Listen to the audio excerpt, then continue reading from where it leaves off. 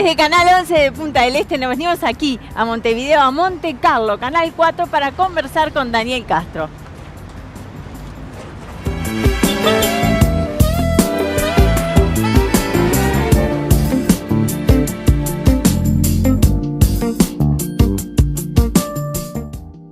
Y llegamos aquí al estudio central de Telenoche. Qué placer, acá yo me siento como, no sé, como un poco, no voy a dar ninguna noticia. ¿Podrías? ¿Podría? Podrías, ¿por qué no? Tenés condiciones. Tuyas, que la gente te admira tanto y por eso nos vinimos a charlar contigo. Qué lindo recibirte, Laura, a ti, al resto del equipo. Sé que es un esfuerzo importante, muchas veces venir a Montevideo a este tipo de realizaciones, pero estoy encantado con recibirlos. Además a la casa hermana, digamos, porque Claro. estamos en la casa hermana. Bueno, está todo el equipo acá. Sí. Queríamos saber desde tus comienzos, porque tenés una historia de vida muy linda, desde tus comienzos en Tacuarembó. ¿Qué recuerdos tenés tú de tu infancia? Lo primero que te venga a la mente de tu infancia en Tacuarembó, ¿cómo lo viviste? Maravillosamente. A veces preguntan, ¿no? Es una pregunta recurrente esa de ¿qué es la felicidad? Y uno no tiene palabras para responder una pregunta tan amplia. Sin embargo, yo digo, mira, yo no sé lo que es la felicidad. Sé que fui feliz en mi niñez, porque recuerdo perfectamente esa década entre los 10 y los 20, donde todo era felicidad, felicidad plena, en una familia muy modesta, seguimos siendo todos muy modestos y sin embargo teníamos esa sensación de que todo funcionaba bien. Así que cuando me preguntan por mi niñez, daría todo por volver a aquel momento.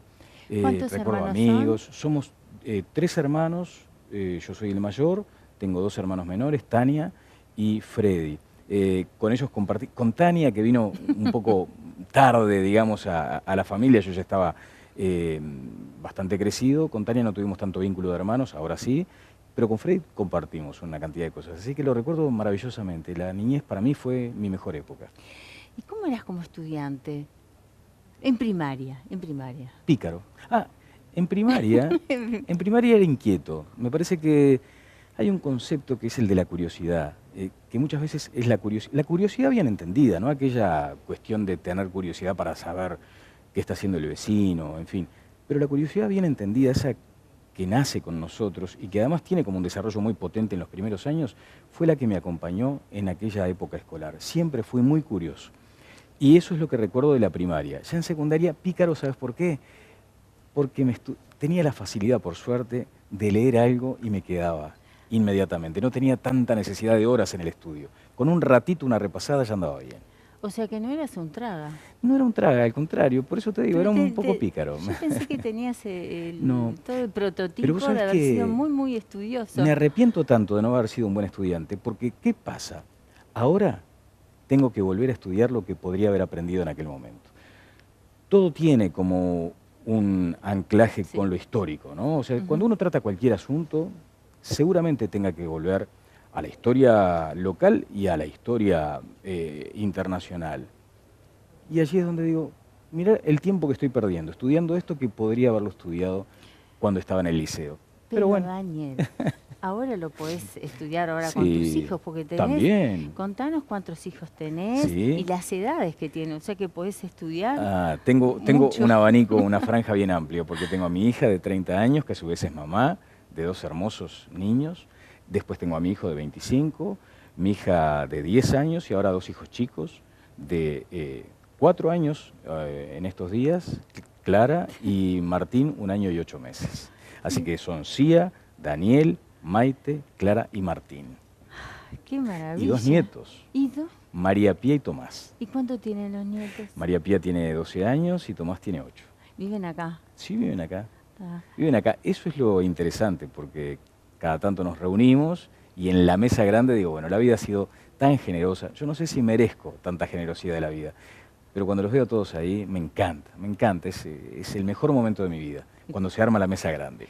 Fuiste padre a los 20 años. Sí, temprano. ¿Cómo fue esa situación? ¿Cómo lo viviste? Y lo viví como se vive en este tipo de situaciones. Al principio, un impacto enorme. porque claro, automáticamente te cambia la vida, aquella sensación de que todavía todo era juego, más allá de que tenía 20 años, todavía la vida me la llevaba con bastante ligereza. Pero tenés otras responsabilidades. Claro, ahí yo agradezco a la vida, le agradezco a Dios que haya operado en mí ese clic de la responsabilidad, porque entendí claramente que en aquel momento tenía que estar a la altura de una circunstancia que tenía que ver con la vida, ni más ni menos.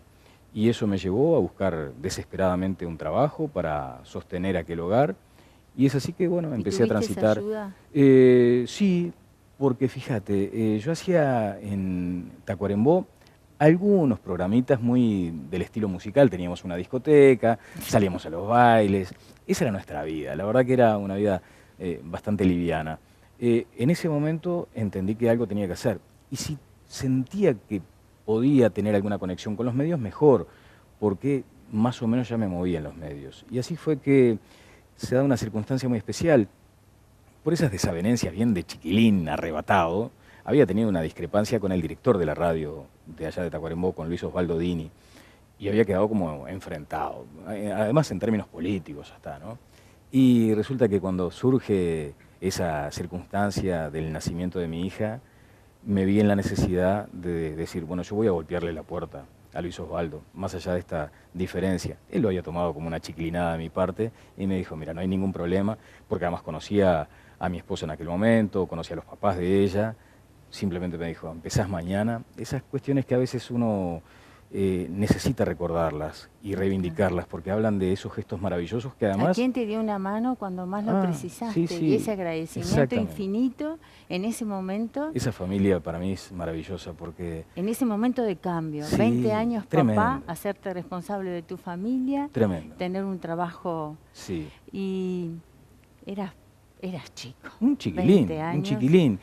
Y mirá cómo son las cosas. Luis Osvaldo fue el que me permitió empezar en la radio, a trabajar. Primero vendiendo publicidad, le dije, un día le tiré la carpeta y digo, ¿pero qué voy a andar vendiendo publicidad? No tengo capacidad para esto, te agradezco pila. Y me dijo, no, pará, tómatela con calma, y me ofreció otro puesto. Y su hermano, Dante Dini, fue el que me convocó después para el canal, al tiempo.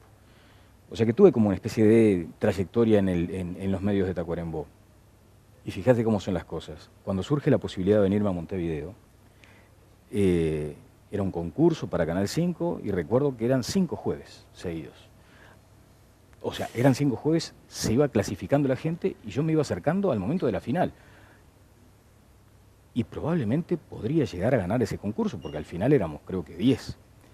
Y le dije un día a Dante, digo, mira Dante, te agradezco pila lo que has hecho, porque él me dejaba faltar los jueves, de pronto hasta me lo tomaba el viernes. Digo, pero económicamente no puedo, y él me dio la plata para el pasaje de su bolsillo. El otro día, cuando cumplió años el canal de allá, el Canal 7 de Tacuarembó, recordé la anécdota porque digo, a veces uno asocia a las familias de los medios como distantes, y la familia Dini, bueno, como aquella familia de los medios que simplemente se ocupaban de sus negocios. Y ese acto de generosidad fue el que me permitió llegar, o por lo menos estar transitando este camino. Así que el agradecimiento será eterno a esa gente que me ayudó tanto. ¿Qué es lo que más extrañás de Tacuarembó viviendo aquí en Montevideo? Bueno, primero mis padres, que por suerte están allá, muy bien. ¿Y los ves? Pero sí los veo, no con la periodicidad que querría, porque se hacen largos esos 400 kilómetros, tanto para ellos como para mí sobre todo por cuestiones laborales, para ellos porque también es bravo, ¿no? A veces viajar de allá hasta acá, en fin. Pero nos vemos y una vez por mes por lo menos. Y es lo que más extraño. Después tengo familia en Tacuarembó. Y después de aquella vida, sí, obviamente, imagínate que yo tenía tiempo para todo, para trabajar, para estar con amigos, para ir a pescar, para jugar al fútbol, así que la pasaba bien. La naturaleza. Me encanta, sí, tengo... Sí, me dijiste que ibas a pescar, salías a pescar. Claro, sí, tenía un grupo de amigos y salíamos a pescar. Salir a pescar significaba la excusa para juntarnos los amigos, ¿no? Porque creo que en la mayoría de las veces volvíamos con las manos vacías, pero con el alma llena de alegría, porque compartir con amigos, esa niñez. Tremendo, tremendo. Yo también, bueno, nací en Santa Lucía, claro, y me crié hasta los 12 años y es tan diferente cómo se cría un niño en el interior que aquí en Montevideo. Pero además, fíjate, Laura, bueno, teníamos el río Santa Lucía. Bueno, también. ni que hablar, ese sí también que iba es un río yo importante. iba a nadar, porque me encanta. Pero fíjate cómo son las cosas, ¿no? Eso en la niñez, pero ya avanzado, yo ya trabajaba, recuerdo, ya tenía la familia, y sin embargo tenía espacio para esas cuestiones, que a veces se van perdiendo, ¿no? Y tenía espacio para ir a nadar, a pescar, a jugar al fútbol.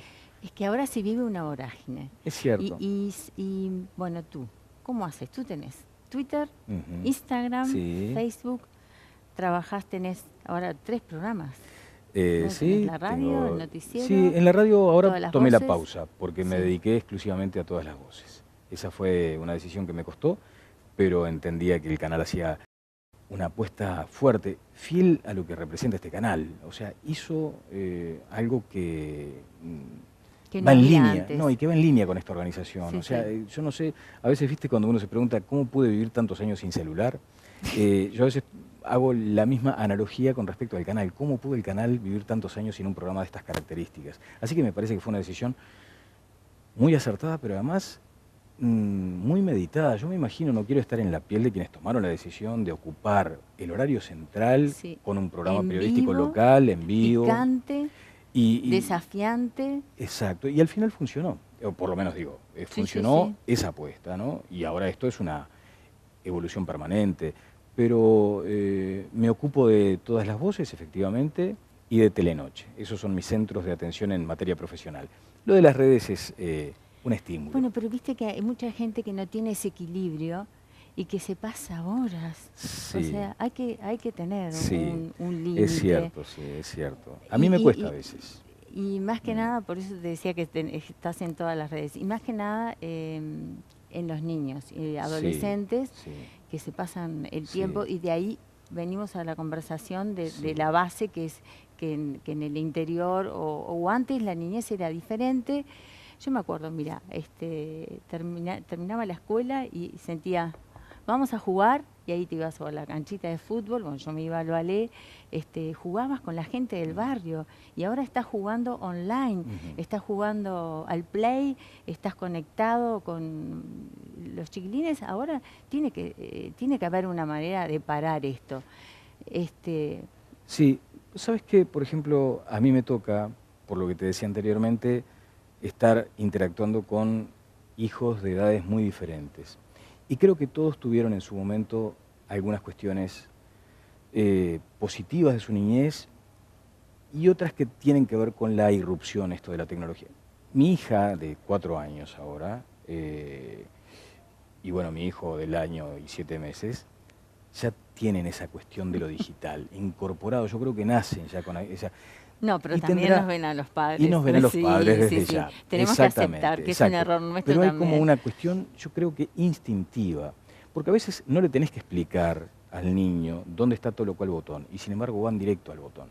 Eso a mí me sorprende. La otra vez igual me decía alguien, que de esto conoce bastante, decía, mira que todo es instintivo por un lado, pero además las grandes compañías lo hacen para que el niño se sienta atraído por ir a la pantalla, por tocar determinadas áreas. O sea, está todo estudiado. Está todo estudiado. Pero tenés mucha razón en que a veces, no digo renegar de la tecnología, de la innovación, sí tener ciertos recaudos, porque lo que en su momento era el chupete electrónico, que era la televisión, hoy lo tenemos en la pantalla del celular, en la pantalla de la tableta, en fin.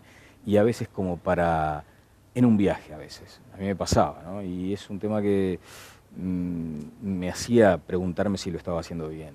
¿Qué sucede? Teníamos el celular que calzaba perfecto en la apoyacabezas del asiento del auto.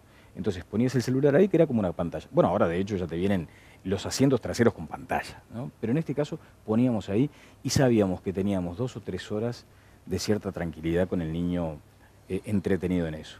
¿Es bueno o no? Yo creo que los hace más despiertos para la vida, pero a su vez uno tiene que seguir con aquellos vínculos, como el abrazo no hay. En otros también. Yo creo que sí, por hay eso algo de hablamos eso. Siempre sobre el equilibrio, y más que nada también en los padres, que tenemos que tener esa medida de decir, bueno, te voy a leer un cuento, tener 5, 10 minutos, porque claro, como si vive una vorágine. La madre Sí. llega, entonces dice, bueno, voy a hacer la comida, le pongo una película. Exactamente. Entonces es tener un poco Sí, conciencia, sí, también los padres sí. que podemos tener. Sí. Si no te leía un cuento tu mamá, tu papá, venía la abuela, venía un tío, sí. alguien. Y ellos después creo que están mucho más despiertos, ¿sabes qué? te incentivaba la lectura Es al cierto. niño también. Sí, a mí me pasa una cosa, y es que ojalá que le pase a muchos padres que están viviendo esta experiencia, que los niños te terminan pidiendo que les leas. ¿Y cómo negarte a un pedido de esas características? A mí, por suerte, se ve que también allí hay una cuestión de la propia formación que reciben en la escuela o en el colegio, que los instan a que le pidan a los padres que les lean. Y eso me parece importante. Esa es la sensación que tengo, que ellos a veces te exigen, del mismo modo que son los que te advierten, no tires el papel por la ventanilla del auto, que te dicen ponete el cinturón, también te dicen, pero léeme un cuento. Así que que se dan como circunstancias donde ellos te enseñan a vos. Es que la educación sola, o sea, en los colegios no pueden con todo. No pueden, pero por lo menos las que familias fijen somos alguna... el pilar.